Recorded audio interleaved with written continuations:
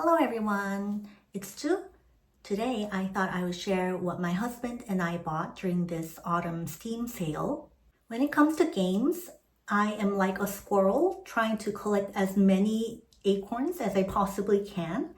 I like stocking up on games, especially during sales, and I like looking at my backlog and feeling safe, knowing that I have so many options to choose from. My husband isn't really like this, so he didn't pick up that many games, but I did. We also bought some VR games that the both of us will play on the MetaQuest 3. So I'm going to go from the highest discount to the lowest discount. And the first game was Say No More at 90% off. Apparently you go around saying no to people, and that's all you do in this game. It says customize your character, say no in different styles and languages. And I felt like this would be a great game to play when you have a bad day or when you're in a bad mood and you just want to say no to the world in a fictional game, because it might be hard to do so in real life. The next game was also 90% off. It's called Half Past Fate. It says it's a heartwarming rom-com adventure, and I thought the art was really nice, and I was also interested in following the characters' love stories, so I thought I would pick this one up. Next, Nordlight was 86% off. It says it's an adventure game where you accompany an unusual family on its fascinating journey to the cold north. And again, I liked the art and it seemed short and sweet, so I thought I would check it out. Later Gator was 85% off.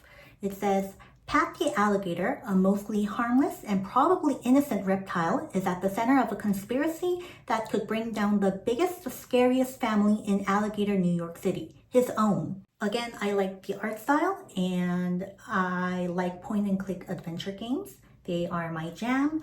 That's what I grew up on, so I thought I would give it a go. Tangle Tower was 80% off. It says, unravel a thrilling mystery by exploring a strange and twisted mansion, discovering curious clues, interrogating peculiar suspects, and solving unique puzzles. This is a detective point and click game, and the detective gameplay looks really interesting. Next, A Walk with Yaya was also 80% off. A Walk with Yaya is a heartfelt, solo-developed, bite-sized adventure game about taking your Greek grandmother on a walk after she's lost her confidence from a scary fall. And this game seems like it'll have a very sentimental storyline, so I can't wait to play it and maybe cry my eyes out. Nairi Tower of Shirin was 75% off. I know there is a new Nairi game that just came out, but this is the first one and I wanted to check it out. It says, follow Nairi as she uncovers a mysterious conspiracy in this gripping yet family-friendly adventure that is suitable for all ages. I've been really drawn to these cozy, story-driven games, so I thought I would give it a chance. Next is Lucky's Tale. It was 70% off, and this is a VR platformer game that I have been wanting to try for a long time.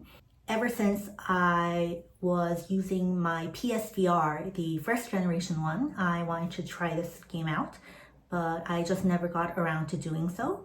So now I'm going to play it on the Quest 3, I guess. It's very colorful and apparently it's not too challenging, which is a good thing because I am not that good at platformers, so I am looking forward to this one. Next is She and the Lightbearer, which was also 70% off. It says, She and the Lightbearer is a point-and-click adventure game, a poem, a fairy tale. And that blurb intrigued me so much that I just bought the game instantly. I hope it's good. I hope I don't regret my impulse buy. Next is Astrologaster at 60% off. I have been interested in this game for a while. It says, Astrologaster is a comedy game set in Shakespeare's London. Play as Dr. Simon Foreman and treat his patients using astrology, a story-driven adventure based on a truly ridiculous story. I'm interested in things like astrology and tarot cards, so this game looked very fun, especially for me. and I can't wait to try it out.